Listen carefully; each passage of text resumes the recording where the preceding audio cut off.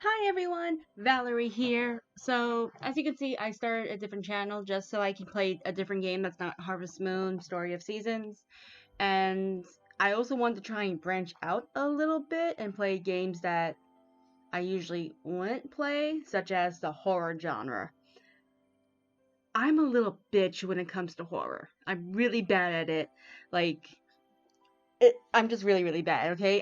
When Resident Evil 3 came out, I played with my brothers, and I would jump and scream almost every single chance. And I had to keep myself quiet when his kids went to sleep because I could not scream while they were trying to sleep. I would have woken them up.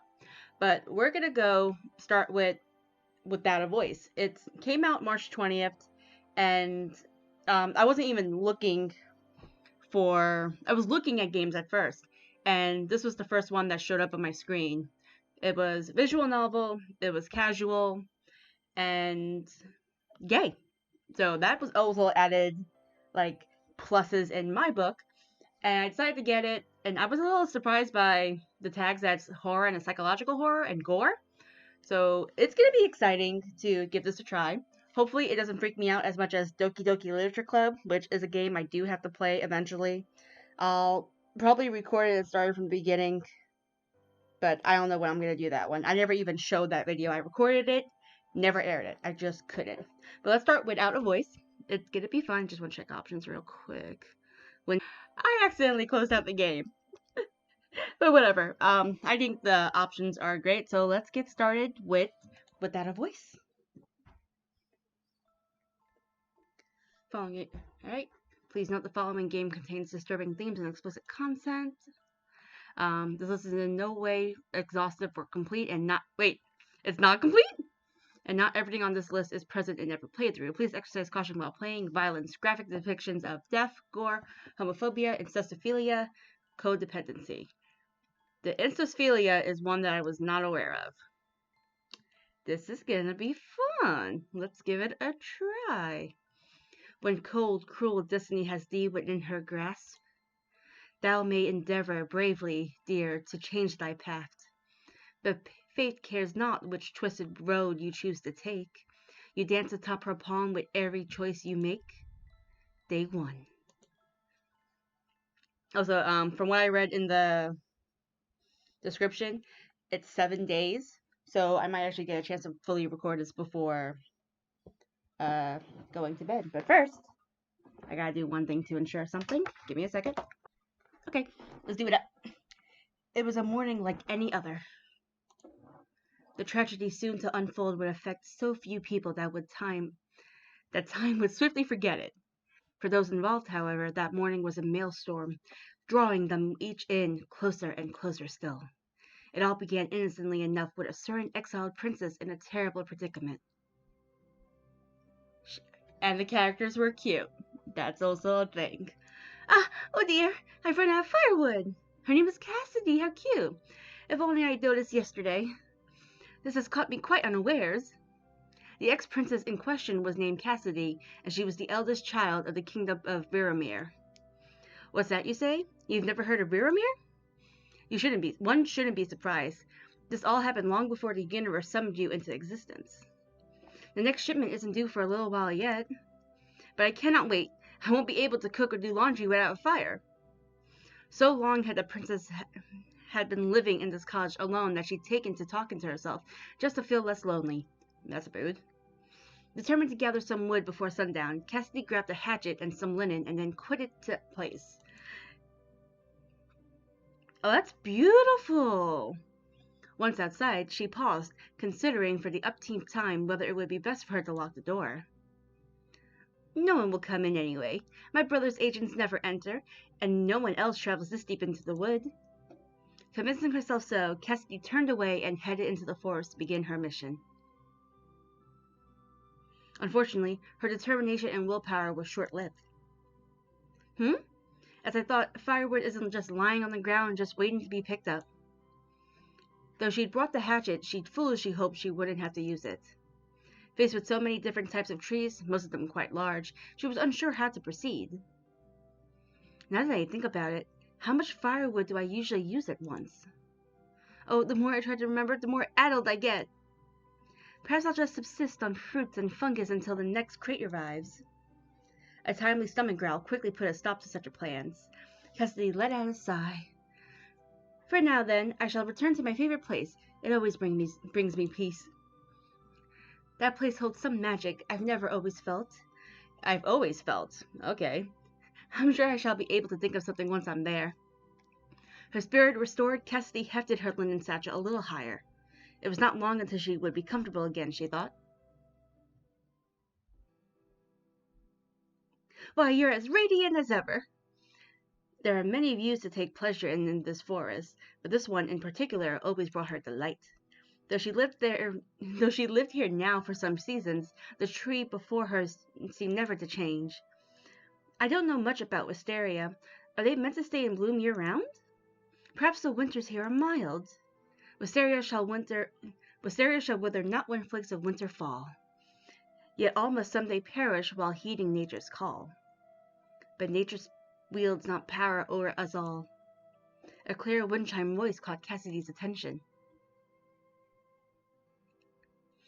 Cassie's heart stuck in her throat as she followed the sound and caught sight of the woman sitting there. She had never before seen a woman so breathtakingly beautiful. My apologies for interrupting your poem, madam. It was only a couplet. You did not interrupt so much as improve it. Oh, then all the better, but it is not safe to be so deep in the forest. Tarry not. I live here. It is quite safe, I assure you. I dare say I have lived here much longer than you have. No harm has ever come to me in these woods. Perhaps our experiences may merely differ. Certainly, I concede your point. Cassidy paused a long while, unsure of how to carry on the conversation. How strange. I used to make small talk with all the courtiers as if it were nothing. Has time truly affected me so? You say you live here? I do. I have never seen you. I am quite sure of it. I would remember someone like you. Whereabouts do you live, if you do not mind my asking? Hardly a stone's throw from where we now stand. A stone's throw? How can that be? I suppose she does not wish to expose where she lives to an utter stranger. That is reasonable. She seems to be quite on her guard. I envy your view of this lovely place. Do not envy me. What could that mean? How droll. Oh, where are my manners? My name is Cassidy. I too live nearby. You may call me Elowen. That's beautiful. I really like this. That is nice. Elowen. What a lovely name. Besides, I was already aware that you live nearby. What? How? I've seen you before, albeit from a distance. You come here often. Oh dear, I must have been making a complete fool of myself. I am sorry that you've had to witness that. Cassidy thought back to all the complaining she'd done under this tree, and all the time she sullied herself trying to gather fruit. There were many other truly mortifying memories. She stared at the ground in shame. When she looked up, however, Elowen was smiling. Cassidy felt her tension wane. So what brings you back to this place? I wanted to calm myself. Calm yourself? What for? What could possibly cause you distress? What a sour tone. Does she think I just daydream and laze about all day? Many things. I'll have you know that at this very minute, I am on a mission that might mean the difference between life and death. Oh? And yet you dally here? What could this mission involve, pray tell?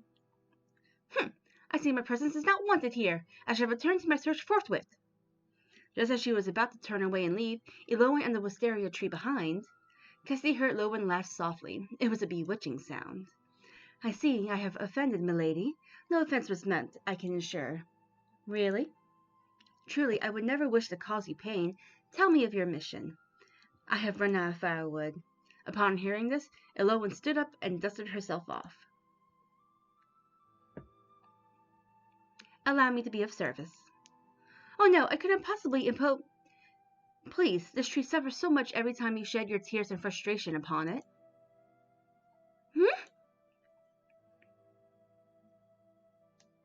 Yet, despite her abrasive words, Elowen was tirelessly helpful. It was she who taught Cassidy to gather smaller bits of kindling and to use the hatchet when that proved insufficient. If you wrap these smaller branches together, they shall burn just fine. I see! Oh, I am certainly glad not to have to chop down a whole tree. I was worried about that. Yes, once felled, the tree can never rise again. Take of, take of them their fruit, their branches, but spare them their roots and lifeblood. Lifeblood? Do trees have blood? This forest is quite old, you know. I wish it would stay forever this way, but man has trouble leaving things be. The disparity between Aloan's indifferent expression and the biting tone of her voice made Cassidy's heart ache. She must love trees. Clearly she loves trees. Look at her talking about the wisteria and all the other trees. But we're gonna go with bad experience. We humans are meddlesome things, aren't we? Perhaps I'm making too light of her feelings? I thought that was rather an intelligent thing to say. You truly love this forest. Yes, in fact, I feel that I am part of it, and it is part of me. How beautiful. The two continued through the forest, gathering wood and passing the time with easy conversation. As they walked leisurely, they began to sink. The sun began to sink. So too did the satchel of wood over Cassidy's shoulder sag. It seems that you've gathered plenty of wood now. Surely that will be enough? Ah, you're right. The time had quite gone away from the exiled princess. Now that the afternoon was coming to an end, Cassidy was afraid and hopeful, which was perhaps more dangerous still. Then, excuse me, Miss Aloan? Yes? Might we meet again? You've no idea how happy I am to meet another person living in this wood. And a woman at that. Yet the expression on Aloan's face showed that she had, in fact, some idea. I was about to suggest the same. You might find me in this area most afternoons. I see then. Until tomorrow. Will we meet soon? Would that we meet so soon, my lady? With that, Aloan bowed and left. Her steps made almost no sound. What a graceful woman! Not just beautiful, but elegant and smart. As she walked back to her cottage, so filled with thoughts of Aloan was her head, that Cassidy forgot all about her fatigue and the weight of her burden. She certainly is opinionated, but she must have so much more experience living independently than I. I hope I'm not a bother to her. And with that, the once princess returned home, blissfully unaware of the roots that were the very moment grabbing hold of her heels and pulling her beneath. Ooh hoo hoo hoo.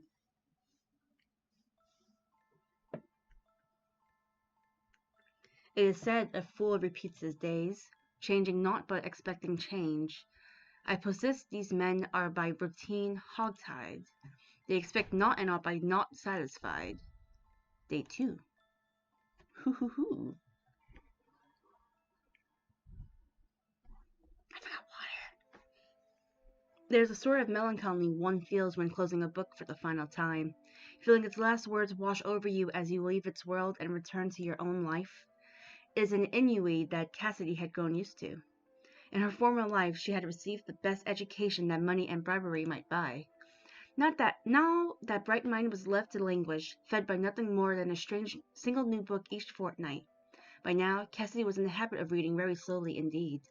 She shut her latest tome and placed it upon the table next to her half-written letter to her brother. I never sound quite myself in these letters. How do you write from a distance to whom you once saw daily? And how do you write anything at all when your life has grown so dull? She decided to pen a few more sentences on how moved she felt after reading the book, and how profoundly distressed she was by the ending of it. Family is important, but so too is recognizing the value of what you have before it is too late. If only the king had realized what a wonderful daughter he had. And I hope that you realize how much you are loved by me, your one and only sister. She paused, overcome by sheer feeling, and decided to keep that final bit to herself.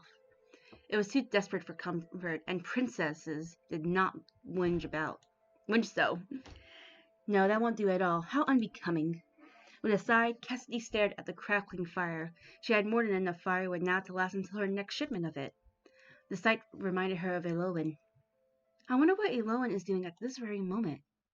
She could not fathom. The day-to-day life of such a mysterious personage was utterly beyond her imagination. Her curiosity so engaged, it was now impossible to ignore. And so, the fair Cassidy resolved herself to take a walk and casually seek the other woman out. Perhaps I'll even stumble across where she lives today. Wouldn't it be exciting to surprise her at her home? Thinking nothing of at all of how inconvenient, how overly forward and impertinent it might be, she departed immediately. Why did the music change? Oh. Once outside, Cassie took in a deep lungful of crisp forest air. How lovely it is today, hardly a cloud in the sky. She took measured steps into the forest, constantly scanning the area around her, on the lookout for this elusive domicile. Might Eloan live in a cottage like mine? She is so elegant, I cannot imagine her doing housework. Then again, I could hardly imagine myself doing housework not so long ago. Oh, how times change a person. Cassidy reached her beloved wisteria tree before long and eagerly drank in the sight of it. She ran up to the tree and encircled it with her arms as if meaning to embrace it. Hello, dear tree. You are looking as lovely as ever today, though a certain someone sits not beneath your boughs this afternoon. She leaned to one side and then another, looking around the tree and into the forest to see if she might spy a window or the billowing of chimney smoke. Sadly, she could make out only more trees. I can't suppose that Eloan lives in a tree house, does she? Certainly not. Oh! Startled, Cassidy jumped, her foot catching unhappily on one of the tree's roots, sending her flailing forward. Careful! Eloan's arm shot out at once, her vice-like grip snaring the once princess just in time. Eloan's touch was cold, yet her movements decisive. Cassie's heart raced. Was she truly worried for me? It took Cassidy several moments to regain her composure. Eloan, too, looked a bit shaken. Thank goodness you arrived when you did. Though, truth be told, if you hadn't startled me so, I would not have fallen. Is that so? I shall endeavor to be less frightening in the future, then. Oh dear, she may have mistaken my meaning. I was only trying to cover up my embarrassment. That is not necessary. I don't understand what you mean. I certainly don't think you're frightening. Oh, your earlier words seem to suggest otherwise. I was merely... Oh, never mind. How confusing you are. Still, how curious it is for us to be meeting here again. You come here often. I live nearby. What is curious about it? I'm merely saying that it's serendipitous. It must be fate. Fate has nothing to do with it, I assure you. Oh, but it's so much more romantic to think of it as fate. I can think of nothing less romantic than fate. Huh? Perhaps this is something not yet possible for you to understand. Don't speak as though you're much older and wiser than me. Eloan laughed a little. How old are you, anyway? How old do you think? Cassidy stared at Eloan, gazing deeply into her eyes, as if she might find a woman's secrets there. Older than I first thought, perhaps. A wise answer. Eloan tipped her head slightly, the motion seeming to indicate a desire to walk on. Cassidy was only too happy to comply. Together the two women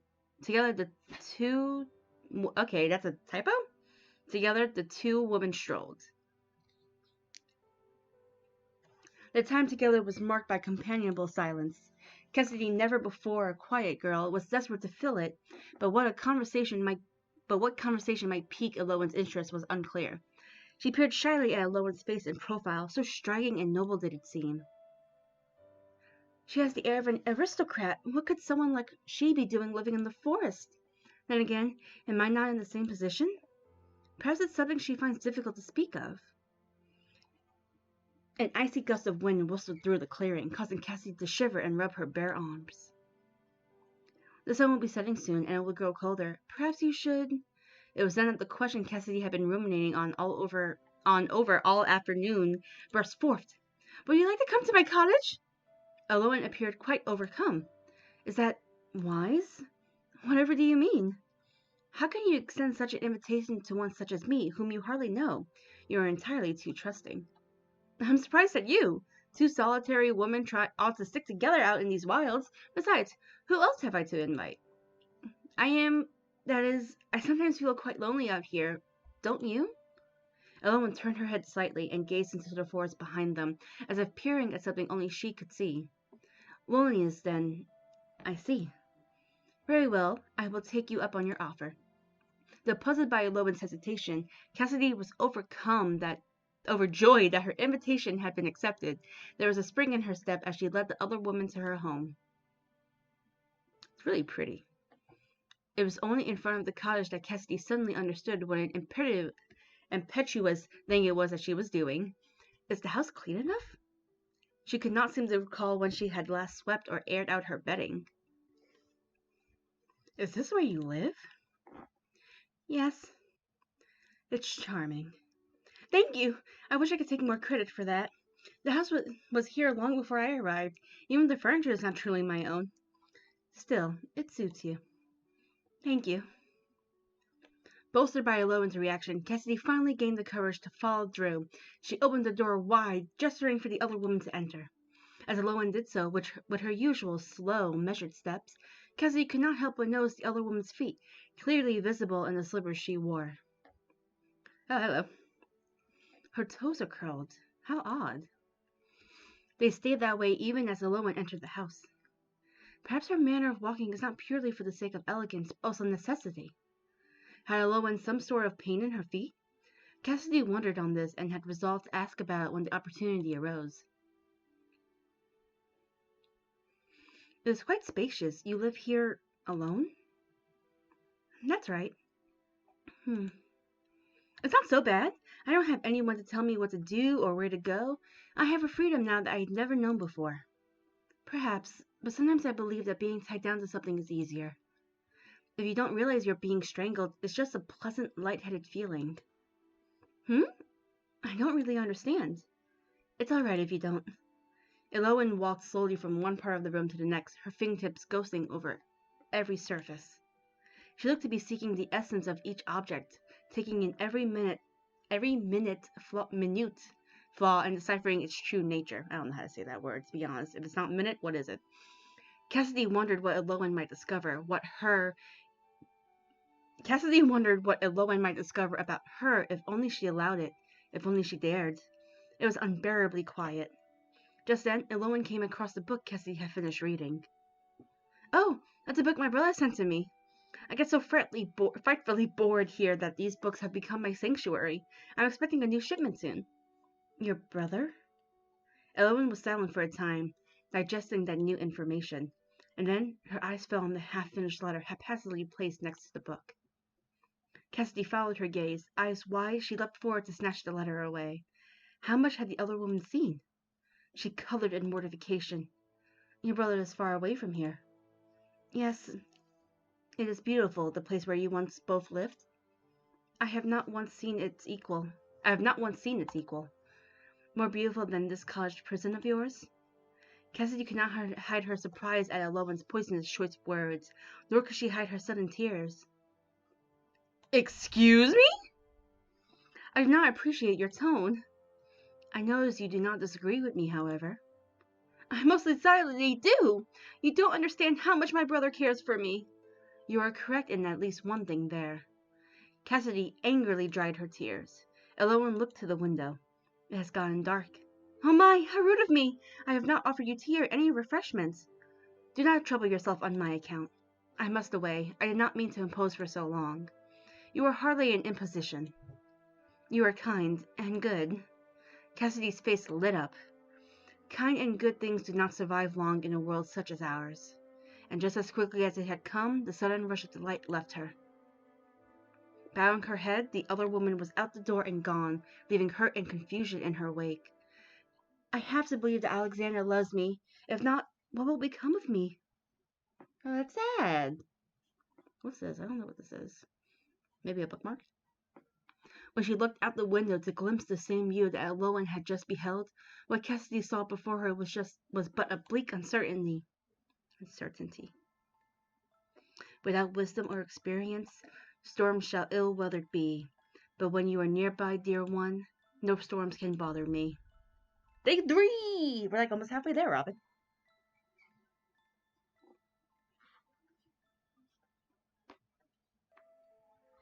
The exiled princess on the very first line of her letter, to my dear Alexander. Is that too familiar? Will he dislike it? The brother of her memory was a kind boy, but rather stiff and particularly mindful of decorum. Following the events of the previous evening, Cassidy felt compelled to rewrite her half-finished letter. Not that.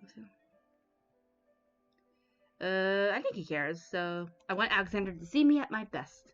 I do not wish to disappoint him or bore him with minutiae. My original draft. She sighed, recalling the contents of the now ripped up pages. I pined far too much. I would never whine, of course, but my words were drawing near that. I only... She was afraid to admit, even to herself, how much she missed her brother. With flowing eloquence, Cassidy composed a letter, sure to show her brother all the deference he was owed. I hope that this letter finds you well, dearest brother. It's like a comment about why do people write it like that. But this takes place in like a fairy tale thing, so I understand it, but I just laugh at thinking about it. Anywho, to my dear Alexander, I hope that this letter finds you well, dearest brother. I have been utterly depressed awaiting your next letter. My days here are so dull, you see. I eat, sleep, and read books. The only thing that has brightened my days has been the acquaintance of a young woman who lives nearby. Now, I remember well your urgings to keep my presence a secret. I have not gone into the nearby town whatsoever. It seems this woman lives alone, same as me. And as we are not so close, merely acquaintances, surely you would not deny me all. Oh, wait. She could not for a moment forget the person responsible for her comfortable lifestyle now. Please never forget your poor sister, who loves you so much. Done! Okay, I didn't get to read the rest. When Cassidy looked out the window, she realized the sun had started to set. Oh dear! Was I revising for so long? Silly me! She folded up her letter and placed it in an envelope, sealing it with the royal wax seal she was given. Finally, she gave the front of the envelope a kiss before addressing it to Alexander. She stood and stretched her arms above her head. I have hardly moved all day. That is no good. Don't judge me. I do that daily. Cassidy walked to the front of the cottage where she normally left her letters halfway beneath the door for an agent to collect. She had just stuffed her letter under the door when... Princess? Cassidy's blood ran cold for just a moment, yet she soon realized who was addressing her and relaxed. You surprised me, Aloan. She spoke to the elder woman through the half-open window at the front of the cottage. I am no princess, you know. Is that so? You seem like one to me. Cassidy was not sure how to respond to that sentiment. Have I casually let slip that I was a princess? I did not realize I still behaved in the manner of one. Lifelong habits cannot so soon be discarded, it seems. There's an envelope under the door. Oh, yes, do leave it there. It's outgoing. Outgoing? Aloan paused for a long while, but said no more on the subject. May I come in? Of course! I'm so sorry. I should have invited you sooner. I was so taken aback, you see. I did not mean to surprise you so. It's all right. A happy surprise. I'm so glad to see you. She opened the door and ushered Aloan inside. This time, Cassie did not forget her manners. Oh, what happened? I scrolled on my mouse. Anywho, this time Cassie did not forget her manners. She quickly flew into the kitchen to make her guest some tea and pulled out the crackers she set aside for such an occasion. Aloan politely sipped the tea, but did not touch the crackers. I suppose she has already eaten? I wonder why she does not eat.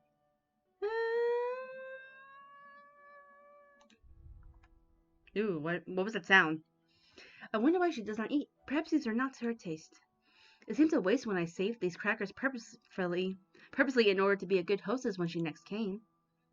Though she was confused, Cassidy quietly ate a cracker or two before putting the tray away.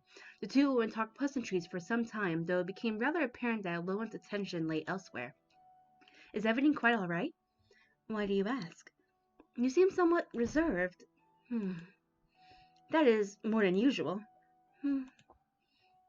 That letter. You said it was outgoing. Is that the letter you wrote your brother? Oh, yes. If I leave the letters there, someone will come to collect it. Someone? How can that be? You did not go into town to have your mail delivered? She was at a loss as to how to explain. Cassidy herself knew that her situation was extraordinary. You see, though I live alone, I am well taken care of. My brother provides everything. Every fortnight or so, his agents deliver food and supplies to me. Someone is around to collect my outgoing letters once or twice a day. I only ever send my brother letters, of course. I was not wrong when I said this place was like a jail. Why do you live here alone when he clearly has enough resources to take care of you? Cassidy shifted uncomfortably in her seat. Aloan's eyes seemed not to look at her so much as bore into her soul. Cassidy felt judged and deemed unworthy, though she had not yet responded to Aloan's inquiry. No matter how she phrased it, In her head, it sounded awful. My brother put me here for my own safety. I. She took a deep breath. When you called me princess earlier, you were not far off from the mark. I once was a princess, although I am no longer. After my father, the king's death, was to inherit the throne. After my father, the king's death, I was to inherit the throne, but our barons in parliament voted no confidence. Worse, I was then handed trumped-up charges of treason. I very well could have been executed. Instead, my younger brother intervened on my behalf. So you are alive, in exile, but alive. The former princess surprised herself at the depth of her own feelings, at the desperation with which she tried to convince especially herself that this was for the best. It's not so terrible. This cottage is lovely. It is a good thing to be among nature like this. How can you be so positive? What? You speak so fondly of your brother when he is the one who exiled you, who left you here to rot in isolation. It's not like that, Lowen. What part of what I said is false? Tell me. It's not that simple. It's not Alexander's fault. As a result of your dear Alexander's intervention, you were exiled, were you not? Who's to say he was not responsible for the unfavorable vote in the first place? Why would he do that? What would he have to gain? It is not my brother's fault. He could have let them kill me, but I am alive thanks to him. I've previously stated my belief that you are kind and good. I have now revised my opinion. You are a blind fool. As I am mute, you are blind, altogether too blind to the selfish ways of the world. What is your meaning? It is nothing. Believe in your brother all you wish, but you cannot deny that there is truth to what I've said. Elowen rose from her seat in one swift movement and then headed for the door. Good night, princess. I am princess no longer. Mock me not, I beg you. Just like that, she was gone, disappeared into the dark. Cassidy wrapped her arms around her torso, hugging herself for comfort in the wake of Elowen's sudden, indignant anger. Feeling comfort none, the former princess squeezed her eyes shut. Oh, Alexander, if only she knew you as I do, then she would understand. Ooh, where are we going? What are we doing here? Is this an accident? There is a treasure that can't be bought, no matter how long it may be sought. It is something priceless yet free. I speak, of course, of an apology. Day 4. Robin, we're on day 4.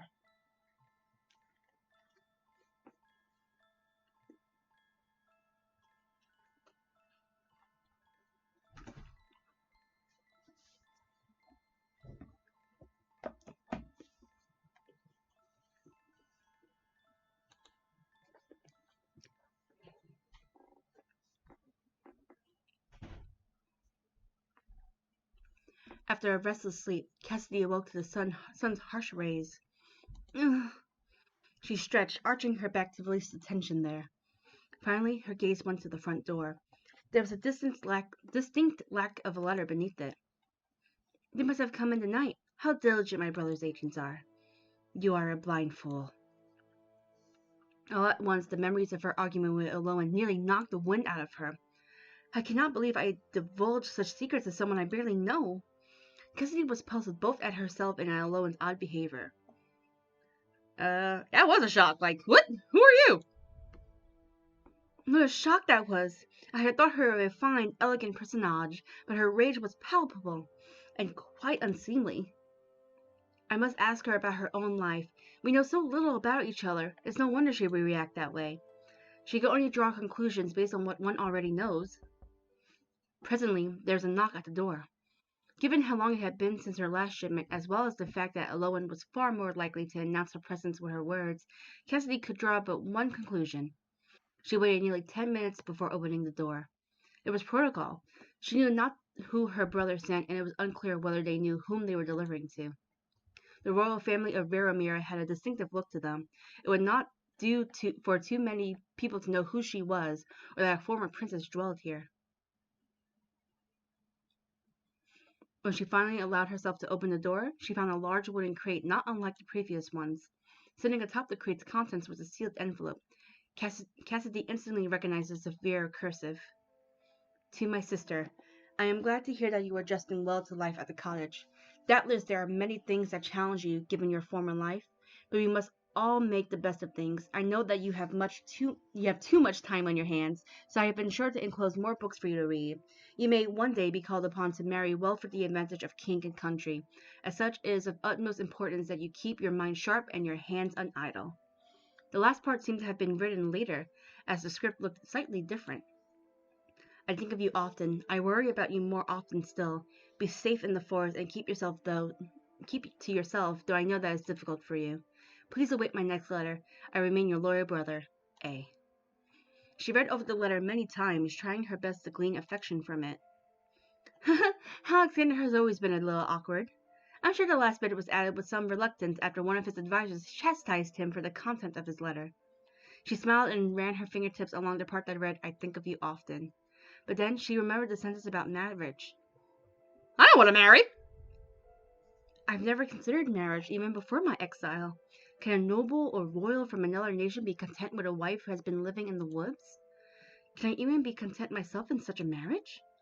The letter did not raise her spirits as much as letters from Alexander usually did. The implication of it weighed on her. Of course, I must be useful to the kingdom somehow. Why else would I be alive? If I can be of use even as a disgraced princess. Cassidy sighed. She could not finish that thought. All of a sudden, Cassidy wanted nothing but to see Elowen again. I will seek her out. I must. The other woman's presence would certainly be a salve for her current mood. That was her reasoning. She swiftly acted upon it. Cassidy set the crate away inside the cottage and then set out. After a long, fruitless walk about the forest, she arrived in front of the wisteria tree. Elowen? Princess? I am no longer a princess. Just because you no longer live in a castle does not mean that you are no longer a princess. Cassidy was reminded of the word marriage once again. Elowen was right. She was still considered a princess insofar as a princess could be useful. A long silence passed between them. Both were conscious, no doubt, of the argument that had transpired between them, an argument they had not yet resolved. I am sorry. Elowen's eyes widened almost imperceptibly, but Cassidy, staring into the other woman's face as she was, took note. I would not have burdened you with my circumstances to begin with, but you were only worried for me. I should have been more sensitive in my explanation. No. Cassidy was struck by the sight of Elowen's soft smile as she laughed. The former princess's heart fluttered, and her brother's letter was promptly forgotten. It is nothing. I would seem that I, too, am quite the fool. The air thusly cleared, the two women were able to enjoy the rest of their day together. They whiled the time away in companionable satisfaction. That night, Cassidy drifted off to sleep with a full heart. The strings of love are oft unseen, though wrapped around you they may be. When tied fast, none can come between, nor challenge humble fate's decree. Day 5. I'm kind of worried. I'm worried, like... Alright, so before we continue, I want to digest what we're looking at right now. So far we have Cassidy, who's the exiled princess, and we have Elowen with her curled toes. They mentioned incest in the content warnings. I have a weird feeling it's going to be Alexander and Cassidy. And for some reason, the homophobia might come from Alexander's side. There's going to be gore and psychological horror. I have implications on what that could be about. And, like, maybe Elowen's not so much of a good person as I'm thinking, as I would like her to be, because I think she's really pretty. But hey, we're on day 5, we're going to see. Ah, how beautiful it is today. Indeed. Elowen had surprised Cassidy early that morning, arriving at her front door without warning. Though Elowen didn't even knock. Silly creature. I wonder if she would have left if I hadn't seen her and opened the door. The thought bothered her almost as much as the notion that Elowen might not yearn for Cassidy's companion the way Cassidy did for hers. After some time spent lingering, both paralyzed by indecision, they decided to go on a leisurely nature walk. For the next few hours, they strolled through the forest together, stopping here and there to pick berries or mushrooms. That one is poisonous. Do not touch it. Right! Cassidy drew her hand back in mortified alarm. It would not do for your lovely skin to be marked by poisonous spores. Cassidy hazarded a glance at the other woman's face, but Elowen looked as unflappable as ever. Poisonous? How do you know so much? You know so much about the flora and fauna here. However did you learn it all? I have lived here many years. In that time, I have witnessed many interesting things. I have learned much letting the people who pass through educate me. However... It's been a solitary life. I have seen much but experienced little. Elowen. I have long felt like someone on the outside looking in on a world I could never touch. There was a melancholy in Elowen's countenance that Cassie had not yet seen, nor even thought the woman capable of. The Elowen she knew was dignified, taking such charge of her emotions that none ever showed. I have not known her long, of course. Perhaps that was merely how she comports herself around those of little acquaintance. What made you decide to reach out to me? Reach out? That is...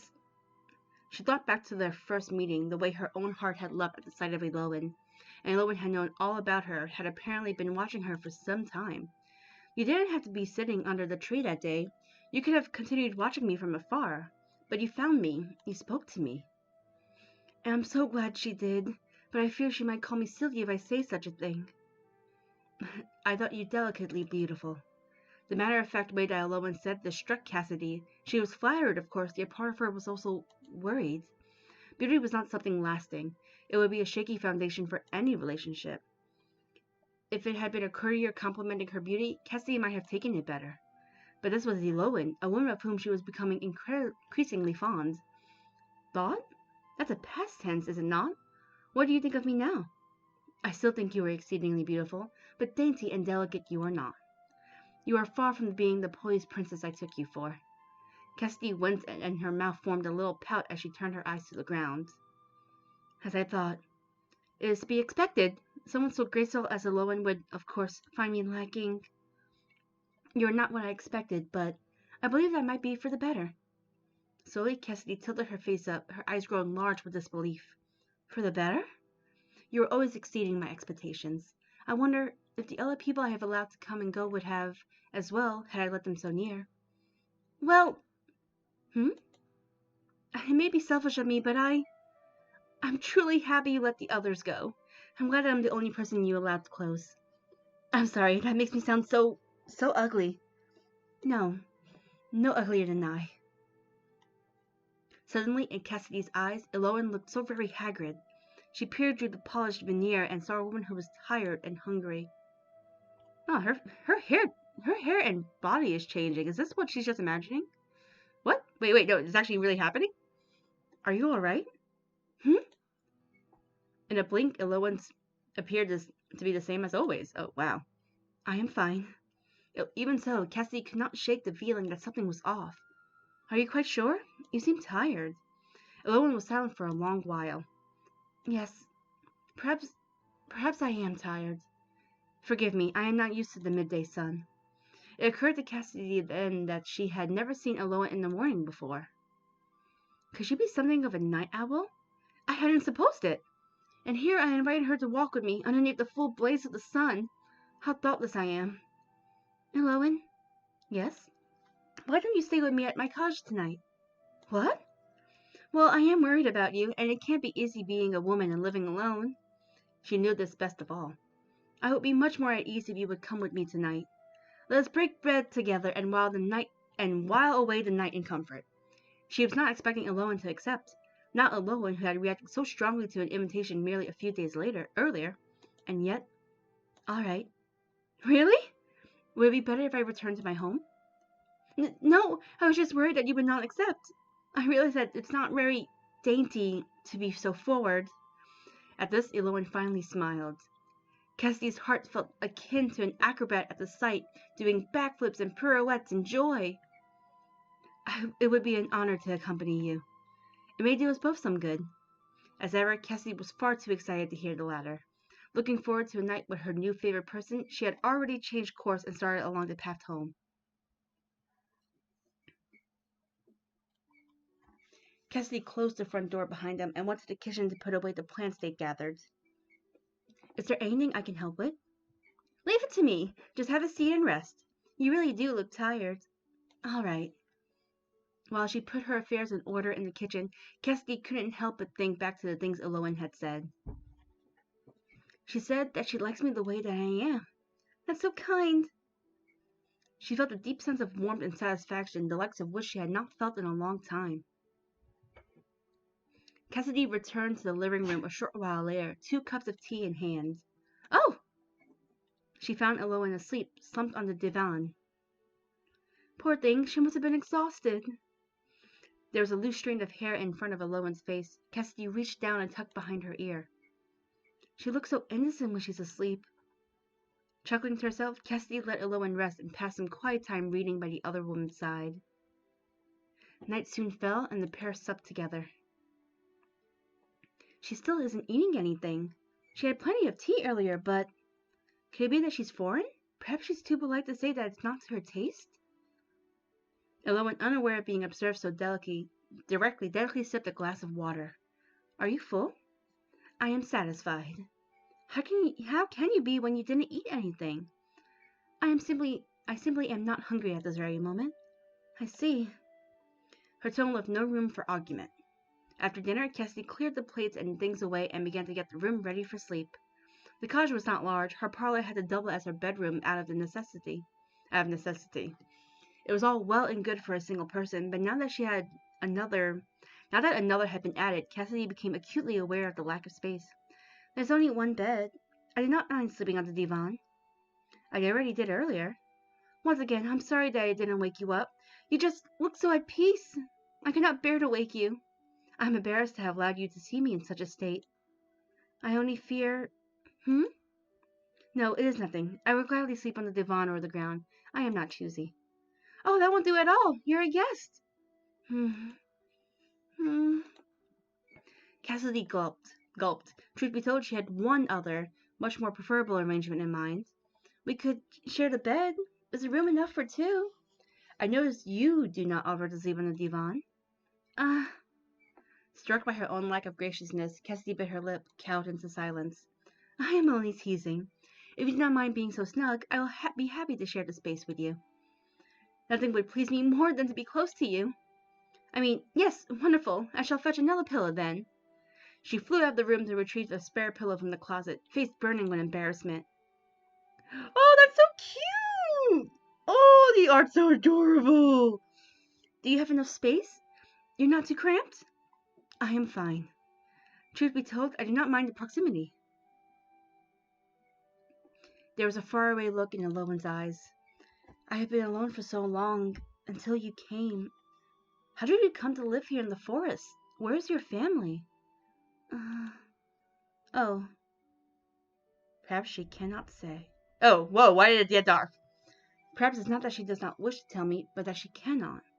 She may have some circumstances that prevent her from speaking on the subject. What is impertinent of me to bring it up? Was it? I'm sorry, is it difficult for you to tell me? It is a trying subject. I'm not quite sure where to begin. She took a deep breath. I have lived here all my life. Once I was not alone, but... Eloin paused and sighed. You remember the wisteria tree? Of course! That's my favorite place in the entire forest. Have you noticed that there are no other wisterias around it? None of you mention it. She never had thought about it, but as Cassidy searched her memories, she realized that Eloin was correct. You're right. I wonder why that is. There's an even older wisteria tree deep in the forest, but now those are the only 2 left, and they are so far from each other. So it is with me. Cassidy found her choice of words puzzling, but nodded. I once had siblings. They have long since departed, so I don't really have family here anymore. Others have come and gone, as I said, but I could not relate to them. I watched them from afar without entering their lives and did not mourn them when they left mine. And so the years went by. You'll never be alone again. Eloin's eyes widened. Cassidy thought she might start crying, but she only smiled sadly. I see. Cassidy snuggled just a little bit closer to the other woman, as if to show her meaning through actions show meaning through actions where words might fail. And so they passed the night together in pleasant company and warm conversation. When the sunshine blazes down, I soon begin to wish for rain. But when you're gone away, my dear, I soon long for the sun again. Alright, so we're on day 6, and now I'm worried. Worried because, as I said, I'm a little bitch baby when it comes to horror games. And especially psychological horror, because when I played Doki Doki Literature Club, and that end of the first day, the end of the first scene, act, whatever happened, freaked me out. So I am afraid of what's going to happen here. Like, is what I predicted was going to happen? Is it not going to happen? I don't know. I'm scared, but I'm going to watch it. I'm going to keep going. I have 2 days left. Makes me wonder how long the rest of the days are.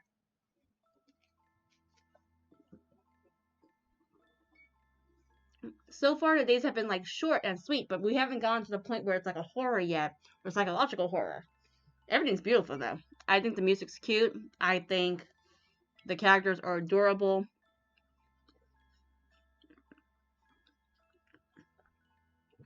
I fear there won't be a happy ending because it's a horror game, but we're gonna see. Let's continue with day 6.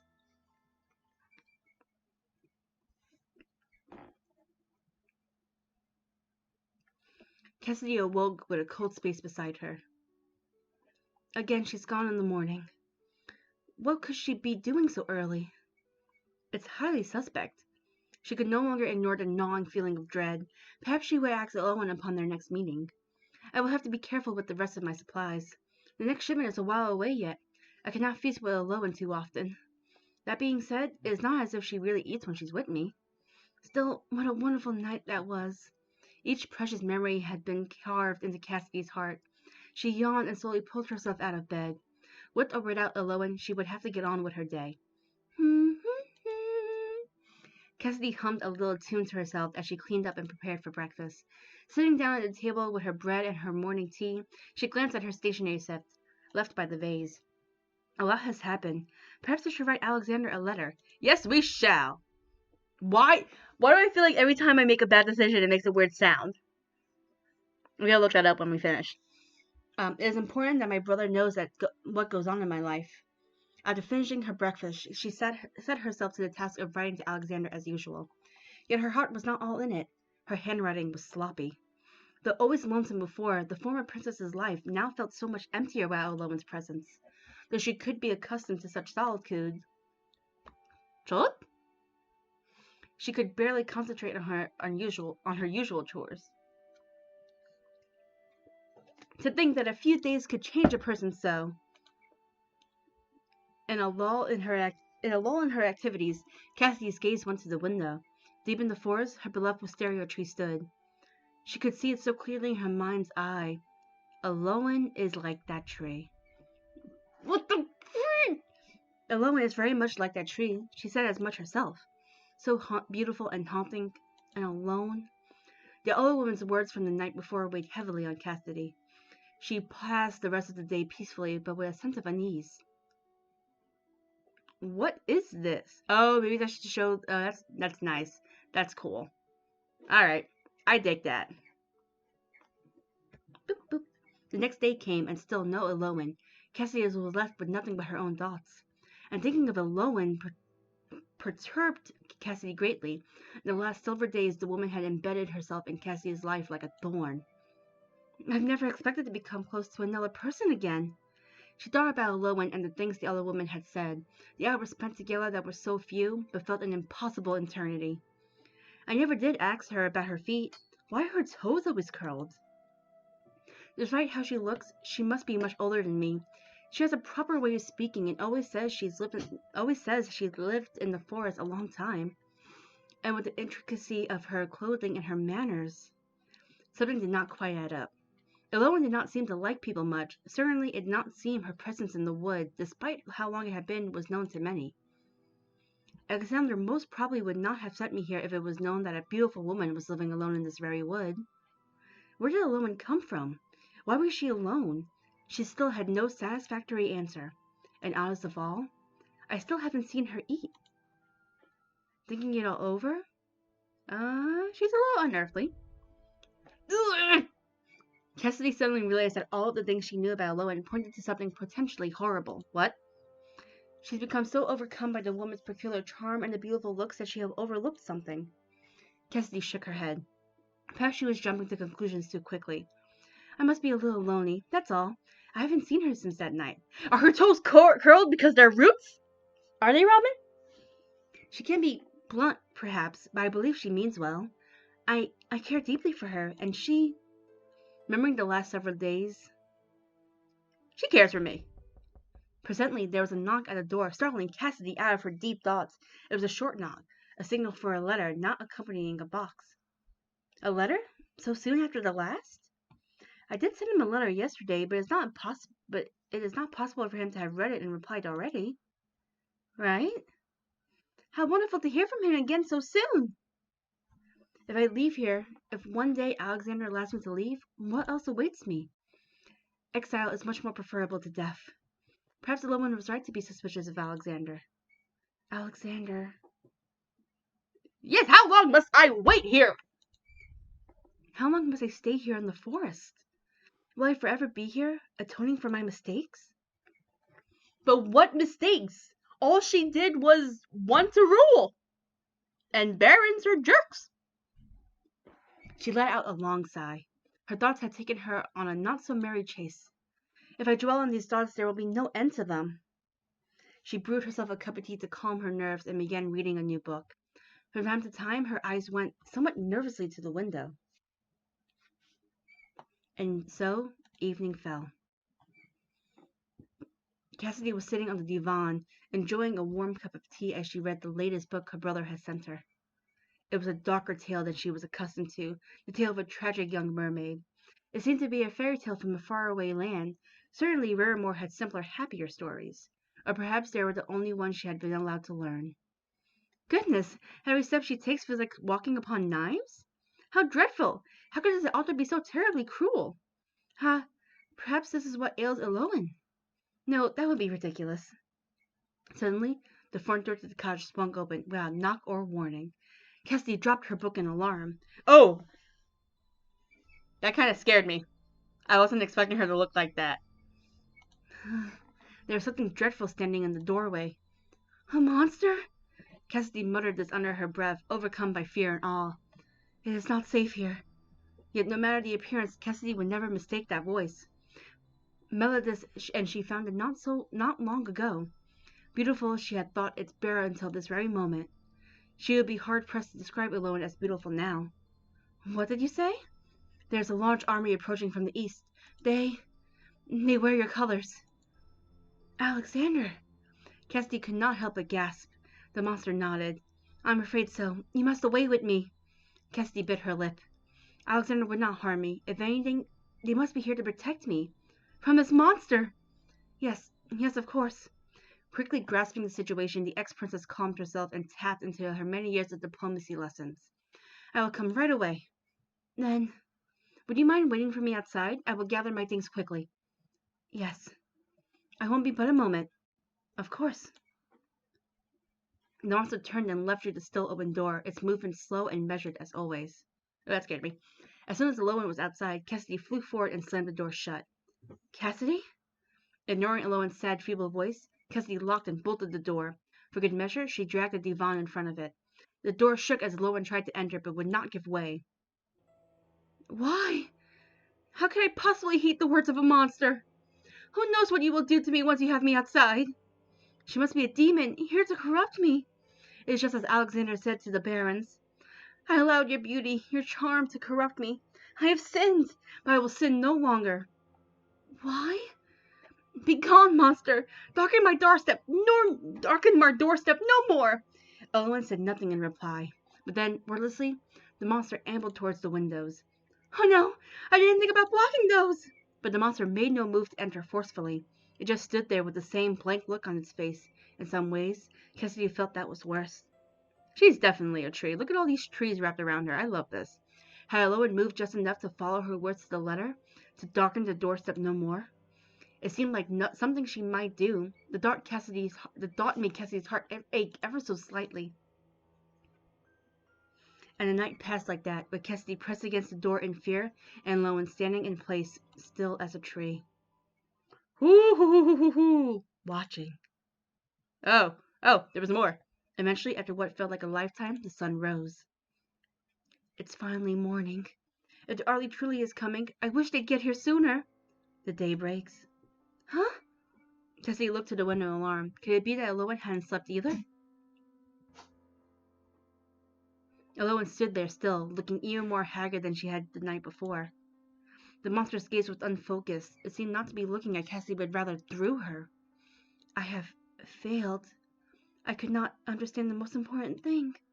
I could not convey my love without a voice. Oh. And so this wisteria must wither in the harsh light of seventh day pass. Before Cassidy's eyes, Elowen crumpled into wilted wisteria petals and dust. Oh no! The monster, the woman, was no more.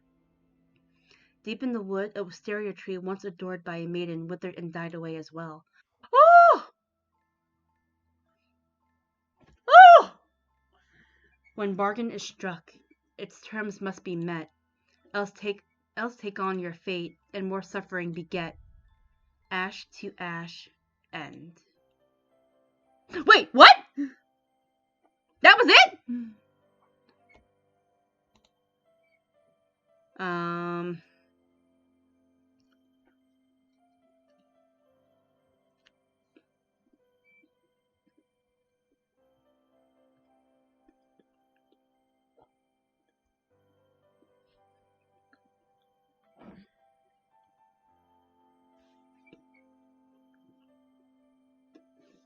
Okay, so I'm gonna read that. I was eating bread. Sorry. Without a Voice is a Yuri visual novel released by indie dev group L3. L3 is a team composed of Lore, who handles all the writing, Lanny, who handles all the visuals, and Lyska, who handles the editing. Originally planned for Yuri Game Jam 2016, it fell a little behind schedule and is finally completed in 2020. If you're interested in more information and talks about the art book, oh, that's beautiful. What? I didn't have this. That looks beautiful. Don't exit the game, thank God. Alright, nice. What is this? Spoilers! Oh, but the music's really pretty. Alright, Cassidy. Cassidy, the protagonist, an exiled princess and the eldest child of the Varamir royal family. Cassidy is nice, but rather clueless and struggles to live on her own due to her pampering upbringing. In terms of the original motive that WAV is based on, Cassidy is technically the human prince for whom Elwyn trades away her voice. But not quite princely, huh? I love Cassidy very much and I treasure her pretty dearly. She's also... Oh, I guess this is the editor talking about it. Like the group. Not quite princely, huh? I love Cassidy very much and I treasure her pretty dearly. She's also been my avatar since development on Without a Voice started, 3 years ago? I think I'm really going to miss her once this game is out. She's very expressive. Okay, so in Good End 1, I want to emphasize the more human ways that she adopted with... Alright, hold on. The mysterious beauty who appears before Cassidy one day. While at a glance she is graceful and beautiful in otherworldly ways, she is quick to anger and rather self-centered. Sometimes she becomes quiet and a little gloomy when staring out at the woods outside of the cottage windows. Okay, so their story is basically as when Cassidy was reading the book about every step felt like she was walking on knives. I think that is based on The Little Mermaid, like the original, not like the Disney version. The original Little Mermaid, which traded her tail for legs. So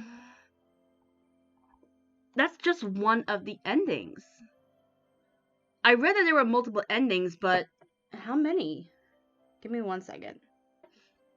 I got a bad ending?